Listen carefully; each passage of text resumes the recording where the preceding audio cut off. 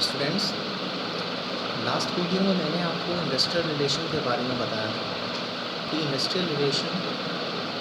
किसी भी इंडस्ट्री के वर्कर्स और मैनेजमेंट के बीच जो रिलेशंस होते हैं, जो उनके कॉन्फ्लिक्ट होते हैं, उनको वो कैसे दूर करते हैं, उनके आपसी जो टर्म्स हैं वो कितनी स्मूथ हैं, ये इनको डिफ़ाइन करता है। और इसके थ्रू हम एक बेटर मैनेजमेंट और बेटर कंट्रोलिंग कर सकते हैं अपने वर्कर्स पर। और साथ साथ एक इंडस्ट्रियल पीस होना बहुत ज़रूरी है, जो कि हम इंडस्ट्रियल रिलेशन के थ्रू आसानी से कर सकते हैं। अगर इंडस्ट्रियल पीस नहीं होगा तो वहाँ पर लगातार जो है कॉन्फ्लिक्ट होते रहेंगे मैनेजमेंट वर्कर के बीच में, स्ट्राइक्स, लॉकआउट्स, ये सब चीज़ें वहाँ पर फिर स्टार्ट होनी हो जाएंगी और उससे सीधा सीधा जो नेगेटिव इम्पैक्ट जो है वो कंपनी के प्रोडक्शन पर, उसकी सेल पर पड़ेगा। आज हम डिस्कस करेंगे ऑब्जेक्टिव ऑफ इंडस्ट्रियल रिलेशन के बारे में।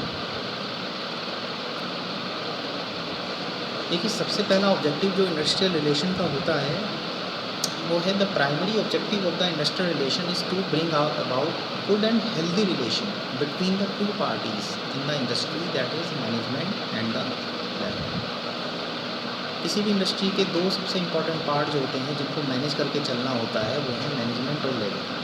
इनके बीच में आपस में कॉन्फ्लिक्ट रहते हैं। मैनेजमेंट ये चाहता है कि मैनेजमेंट हमेशा यही चाहेगा, या उसकी ये जो है विल होती है कि लेबर से काम ज़्यादा ले लिया जाए, पेमेंट कम करना पड़े, यानी वो किसी न किसी तरह प्रॉफिट ज़्यादा कमाने की जो उनकी एक हेरिडिटी होती है उसकी तरफ वो काम करते हैं। एक नेचुरल सा फैक्टर है कि मैनेजमेंट ज़्यादा से ज़्यादा प्रॉफिट कमाना चाहता है, कम से कम इन्वेस्टमेंट पर, कम से कम कॉस्ट पर। दूसरी तरफ जो पार्ट होता है वो लेबर होती है, वो ये चाहती है कि उसको अपनी जो उसने लेबर करी है, जो वर्कर्स हैं, उनको फुल इंसेंटिव मिले, फुल कंसिडरेशन मिले अपने वर्किंग का, और ज़्यादा फैसिलिटीज़ मिले उन्हें इंडस्ट्री की तरफ से, उनकी हेल्थ को लेकर के, उनकी सेफ्टी को लेकर के। तो ऐसे में दोनों के अपने अपने जो हैं कंसर्न होते हैं जिनके बीच में आपस में उनमें खींचतान रहती है। और इंडस्ट्रियल रिलेशन जो है इसका प्राइमरी ऑब्जेक्टिव यही है कि उन दोनों के बीच में जो ये खींचतान चल रही है, जो उनके कॉन्फ्लिक्ट चल रहे हैं, उनको किस तरह से रिमूव करके एक बैलेंस्ड मैनर में काम वहाँ पर चलाया जा सके, ऐसा एनवायरनमेंट कैसे जो है क्रिएट किया जाए, ये इंडस्ट्रियल रिलेशन में आता है। सेकंड है, if we have to establish industrial peace the worker must be assured of fair wages, good conditions of work, reasonable working hours, holidays and minimum amenities of life. देखिए, इस industrial relation का काम होता है कि एक industrial piece develop करना, working environment ठीक करना, और जो वर्कर हैं उनको कम से कम ये एश्योरेंस देना कि उनको फेयर वेजेस मिलेगी, गुड कंडीशन मिलेंगी वर्किंग की, उनकी हेल्थ को लेकर के, उनकी सेफ्टी को लेकर के, रीजनेबल वर्किंग आवर्स उनको जो है काम करना होगा, हॉलीडेज़ और अदर जो उनकी मिनिमम अमेनिटीज़ हैं लाइफ को लेकर के, वो उनकी पूरी की जाएगी, ये इंश्योर करना, ये इंडस्ट्रियल रिलेशन में बहुत इंपॉर्टेंट पार्ट होता है। थर्ड होता है, industries can be defined as a venture of cooperation under the direction of the management to secure the effective coordination of man, material and machinery and money. देखिए, industrial relation में दोनों ही part देखने होते हैं। Management का जो point of view होता है, मैनेजमेंट का जो पार्ट होता है वो ये होता है कि मैनेजमेंट ये चाहता है कि इफ़ेक्टिव कोऑर्डिनेशन हो वहाँ पर, जो मैन, मशीन, मटेरियल, मनी जो वहाँ इन्वेस्ट की गई है, क्योंकि जो इन्वेस्टर हैं वो उनने पैसा लगाया हुआ है, तो वो भी ये चाहते हैं कि उनको अपनी जो इन्वेस्टमेंट है उसके ऊपर रिजनेबल अर्निंग हो, और इसके लिए वो मैनेजमेंट को रखते हैं। और मैनेजमेंट यही चाहता है कि वहाँ पर जो कंट्रोलिंग है वो इफ़ेक्टिव, उस इफ़ेक्टिव कंट्रोलिंग को इस तरह से करना कि जो वर्कर्स हैं, जो ट्रेड यूनियंस हैं, या जो वहाँ पर काम करने वाली मैन पावर है, उनके भी राइट्स जो हैं वो भी जो हैं अब जो हैं डिस्टर्ब ना हो, उनकी जो प्रॉब्लम्स हैं उनको भी ध्यान में रखा जाए, और साथ साथ जो वहाँ पर प्रोडक्शन है वो भी जो है इफ़ेक्टिवली हो। ये चीज़ जो है इंडस्ट्रियल रिलेशन में इंश्योर करनी होती है। फोर्थ है, the objective of the good industrial relation should be development and progress of industry through democratic methods, stability, total wellbeing and happiness of the workers and industrial peace. जो objective होता है industrial relation का वो main objective यही है कि वहाँ पर जो इंडस्ट्री है उसका डेवलपमेंट हो, प्रोग्रेस हो, क्योंकि अगर वहाँ पर पीस नहीं होगा, आपस में कॉन्फ्लिक्ट रहेंगे मैनेजमेंट और वर्कर के बीच में, तो लगातार वहाँ पर डिस्टर्बेंस रहेगा, जिससे इंडस्ट्री जो है वो लगातार डिक्लाइन होने लगेगी, वहाँ ग्रोथ नहीं कर पाएगी, वहाँ पर काम नहीं हो पाएगा। तो ये बहुत ज़रूरी है कि जहाँ पर वर्किंग एनवायरनमेंट अच्छा हो, वहाँ पर इंडस्ट्रियल रिलेशन में जो कॉन्फ्लिक्ट होते हैं वो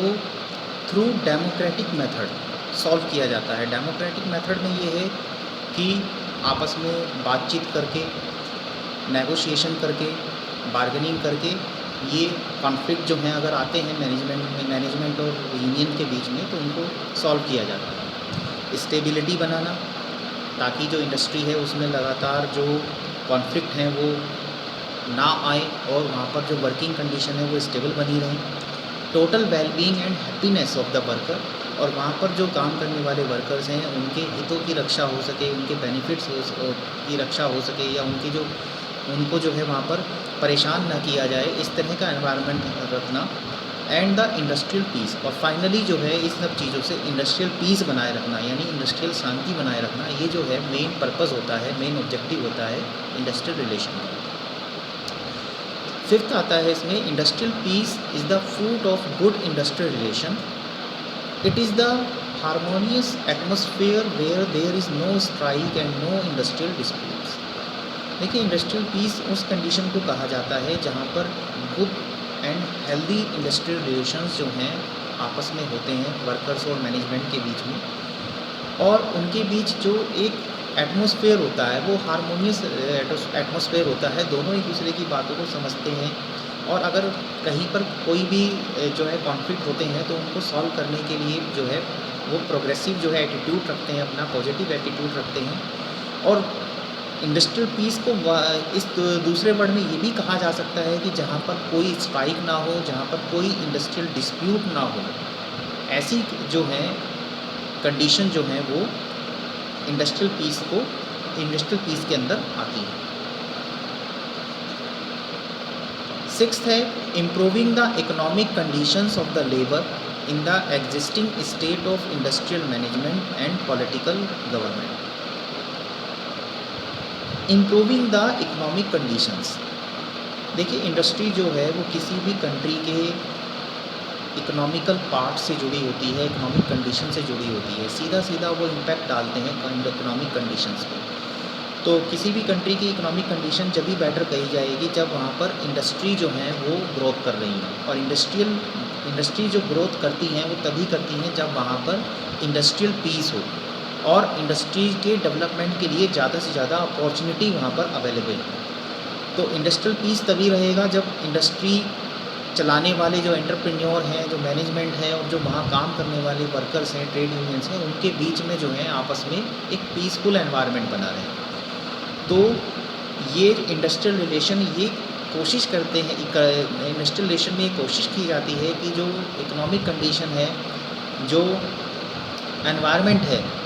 वर्किंग का, वो इतना इम्प्रूव किया जाए ताकि जो